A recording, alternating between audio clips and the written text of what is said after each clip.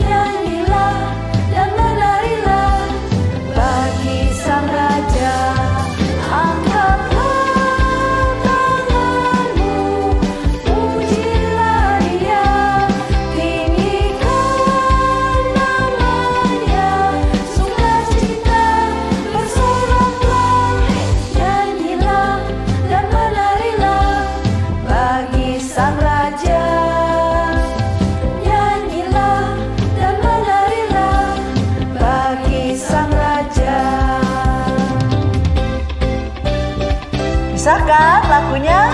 Ayo, gampang yuk. Nyanyilah dan menarilah bagi Sang Raja. Nyanyilah dan menarilah bagi Sang Raja. Angkatlah tanganmu, pujilah Dia, tinggikan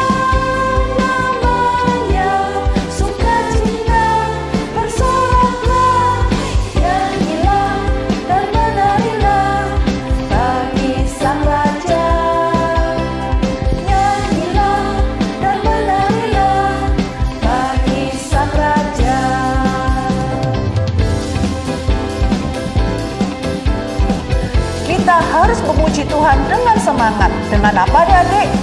Bernyanyi dan menari buat Tuhan.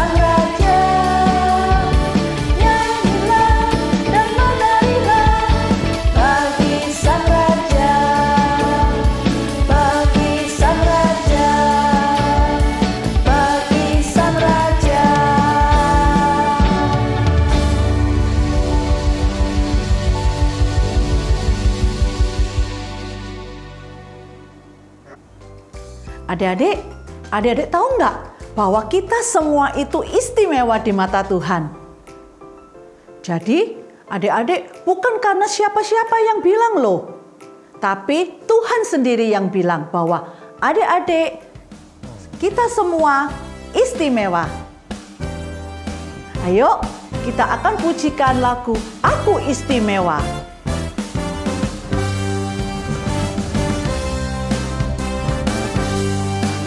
Aku istimewa bukan karena katamu, aku istimewa bukan karena kau muji, bukan karena kuat dan hebatku. Aku istimewa bukan karena katamu, aku istimewa bukan karena kau muji, bukan karena kuat dan hebatku. Aku istimewa karena itu ku berharga. Alkitab mengatakan aku istimewa karena itu ku dibeli bukan dengan emas perak, tapi darah Yesus.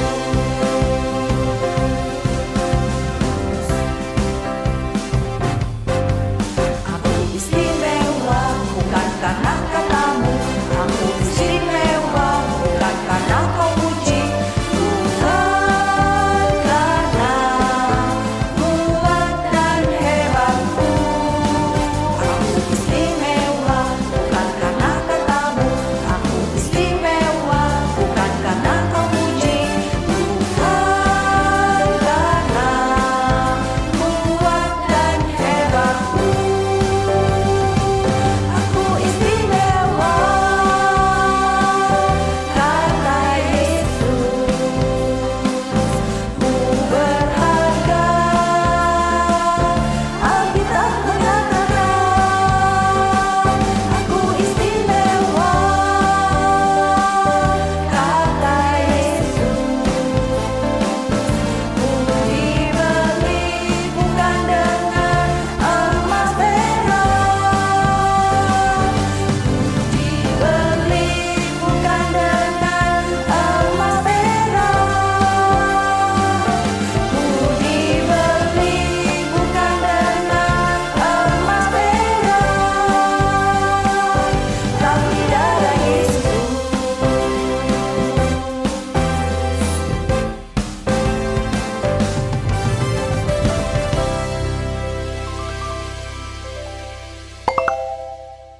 Story time. Shalom adik-adik sekalian, kita bersyukur hari ini kita bisa kembali di Kids Venture ini untuk mendengarkan cerita firman Tuhan. Nah, sebelum kita mulaikan cerita kita hari ini, mari kita bersama berdoa. Tuhan Yesus, kami mengucap syukur untuk penyertaan-Mu pada kami sampai pada hari ini Tuhan. Sebentar lagi kami akan mendengarkan firman Tuhan. Bila Tuhan mau tolong kami, berikan kami konsentrasi. Tuhan juga tolong Kak Susan yang akan menyampaikan firman Tuhan ini agar boleh menyampaikannya dengan benar dan jelas, dan kami semua boleh mengerti. Biarlah hanya nama Tuhan boleh dipermuliakan. Dalam nama Tuhan Yesus kami berdoa. Amin. Adik-adik, mari kita bersama-sama membuka Alkitab kita di Kitab Hakim-Hakim pasal yang ke-6. Adik-adik, Yosua adalah pemimpin yang baik bagi bangsa Israel karena dia mempercayai dan mentaati Allah. Selama Yosua menjadi pemimpin mereka, orang Israel juga percaya dan taat kepada Allah. Tetapi mereka tidak melakukan hal yang sangat penting. Mereka tidak terus-menerus mengajarkan tentang Allah kepada anak-anak mereka. Mengapa orang tua kalian membawa kalian ke sekolah minggu? Untuk belajar Alkitab dan belajar tentang Tuhan. Orang tua kalian juga melakukan hal-hal lain untuk mengajarkan tentang Tuhan kepada kalian. Mungkin mereka berdoa sebelum makan, mengadakan renungan bersama keluarga, atau membicarakan cara Allah memberkati keluarga kalian. Tetapi orang Israel lupa untuk memberitahukan cara Allah memelihara mereka kepada anak-anak mereka. Mereka tidak mengajarkan pentingnya menyembah Allah dan melakukan apa yang Dia perintahkan. Tidak berapa lama kemudian, Yosua dan orang-orang yang Allah pimpin masuk ke dalam tanah Kanaan meninggal. Anak-anak mereka telah tumbuh dewasa tanpa belajar mengasihi dan mempercayai Allah. Mereka pikir mereka tidak membutuhkan Allah. Beberapa bahkan sudah mulai menyembah berhala. Allah kemudian mengirimkan nabi-nabinya untuk mengingatkan mereka bahwa mereka adalah umat Allah dan mereka seharusnya hanya menyembah dan taat kepadanya. Tetapi mereka tidak memperhatikan peringatan itu. Allah juga menghukum mereka dengan cara mengirimkan musuh ke tanah mereka.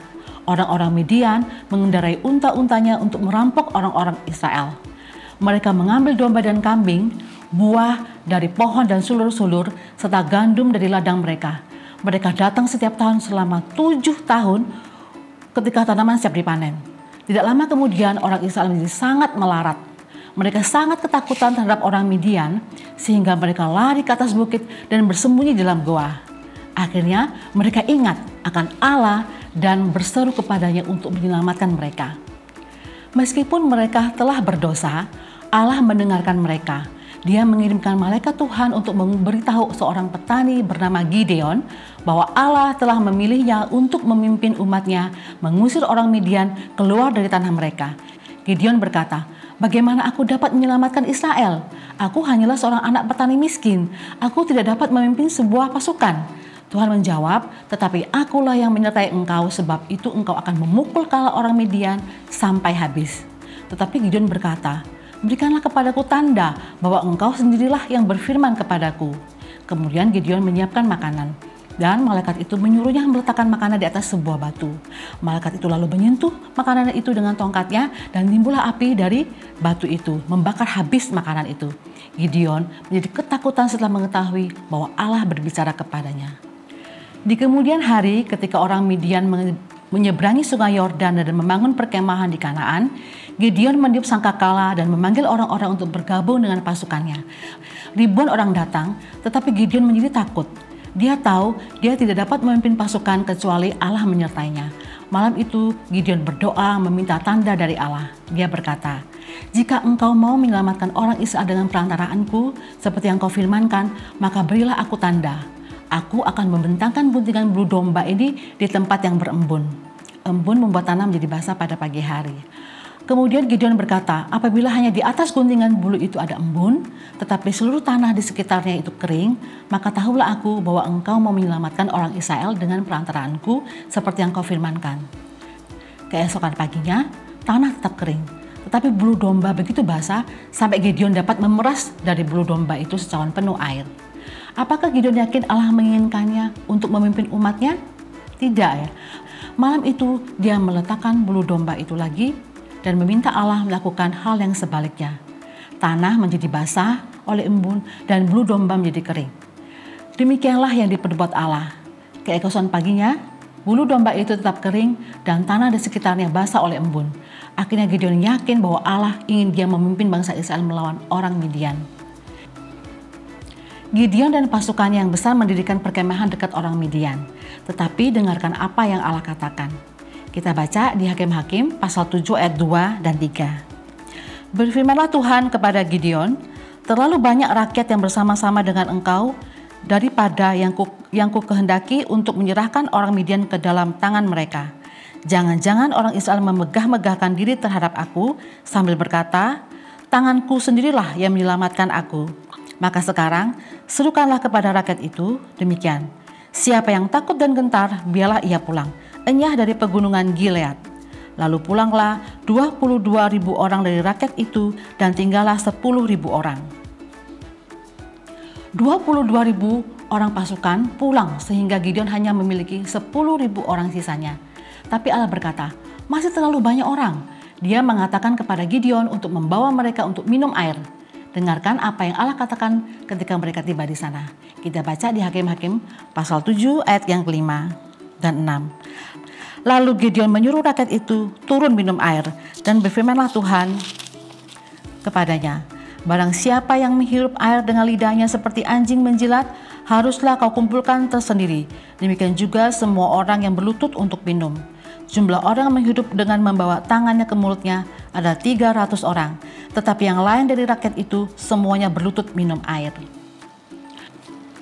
Allah memberitahu Gideon untuk memulangkan orang-orang yang berlutut minum air dan menyisakan hanya orang-orang yang minum air dengan cara membawa tangannya ke dalam mulut mereka. Quiz time.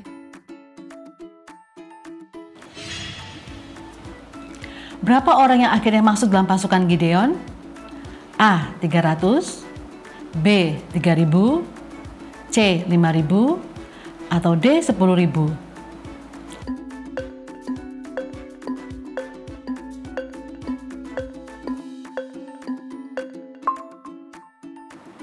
Ya, jawabannya A. 300.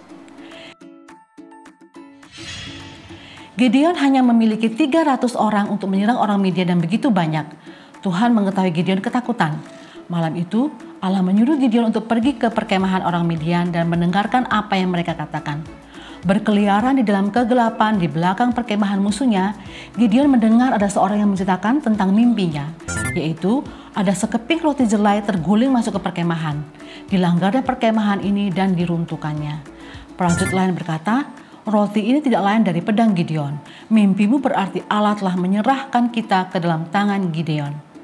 Gideon sujud menyembah Allah, dengan segera dia pulang untuk mempersiapkan pasukannya. Dia membagikan pasukannya menjadi 3 kelompok dan memberikan senjata pada tiap orang. Sungguh senjata yang aneh. Setiap orang memegang sangkakal di tangan yang satu dan sebuah buyung dengan sebuah obor di dalamnya. Di tengah kegelapan malam, tidak ada yang melihat 3 kelompok pasukan itu menyebar dan mengelilingi perkemahan musuh. Gideon dan orang-orang mengendap-endap ke perkemahan orang Midian. Tiba-tiba keheningan terpecah oleh suara 300 sangkakala, bunyi pecahan buyung dan seruan pasukan Gideon. Pedang demi Tuhan dan demi Gideon.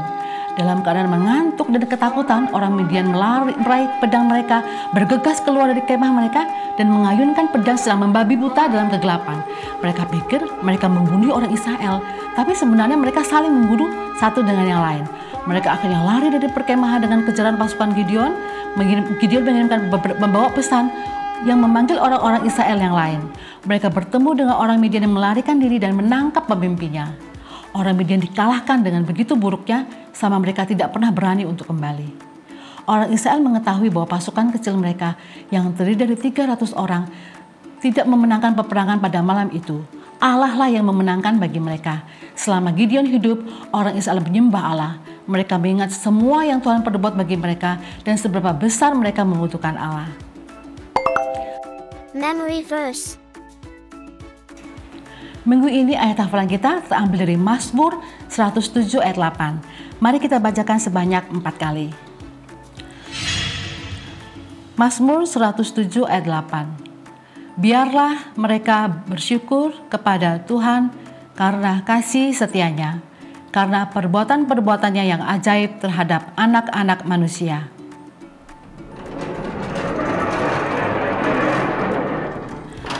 Mazmur 107 ayat 8. Biarlah mereka bersyukur kepada Tuhan karena kasih setianya, karena perbuatan-perbuatannya yang ajaib terhadap anak-anak manusia.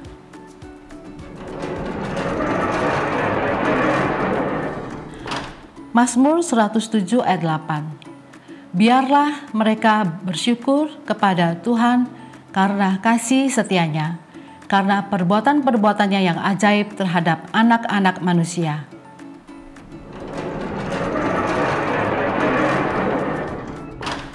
Mazmur 107 ayat 8.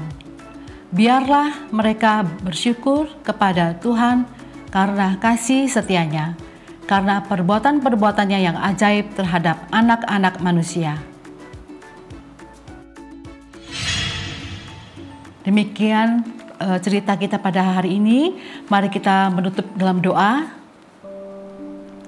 Mari kita berdoa. Tuhan Yesus, terima kasih untuk firman-Mu yang mengingatkan kami kembali betapa Allah yang Maha Kuasa menolong manusia dalam keadaan kesulitan.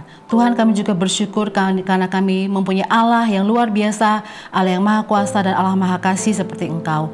Tuhan, tolong supaya kami menjadi anak-anak yang taat pada perintah-Mu dan setia untuk melakukan perintah-Mu. Biarlah firman ini boleh menjadi pedoman dalam kehidupan kami. Terima kasih Tuhan, dalam nama Tuhan Yesus kami berdoa. Amin. Got questions? Kak, mengapa Allah hanya mau memakai 300 orang Israel untuk menyerang Midian? Padahal jumlah orang Israel kan lebih banyak dari 300. Adik-adik, Tuhan memang sengaja mengurangi jumlah pasukan Israel dari 32.000 pasukan menjadi 10.000, kemudian menjadi 300. Jumlah yang sangat sedikit untuk melawan bangsa Midian yang sangat banyak, tidak terhitung jumlahnya. Secara manusia, rasanya tidak mungkin Israel bisa menang. Namun Allah ingin orang Israel mengetahui bahwa Allah lah yang telah menyelamatkan mereka. Allah lah yang memberi mereka kemenangan, bukan karena pasukan mereka yang besar jumlahnya. Sehingga bangsa Israel bisa merasakan pertolongan dan kuasa Tuhan, serta memuliakan Tuhan. Song of the Month. Yay!